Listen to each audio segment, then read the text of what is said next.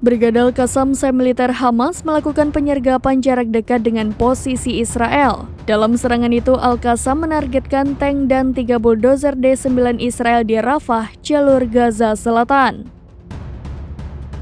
Hamas menggunakan peluncur RPG-7 dengan peluru roket tandem 85 dan Al-Yasin 105.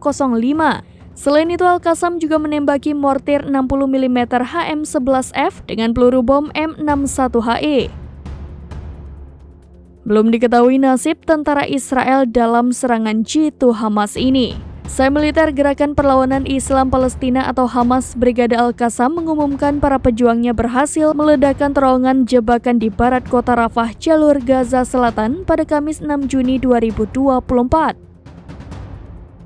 Brigade Al-Qassam mengatakan 5 tentara Israel tewas dalam operasi itu. Brigade Al-Qassam juga menargetkan 2 tank Merkava dan 2 bulldozer D9 dengan peluru Al-Yasin 105 di timur kota Deir al-Balah.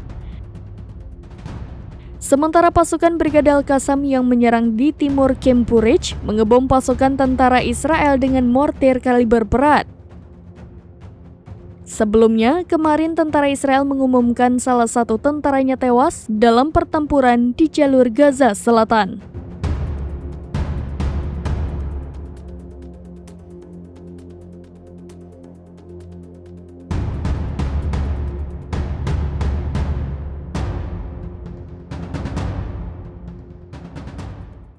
Download Tribun X sekarang, menghadirkan lokal menjadi Indonesia.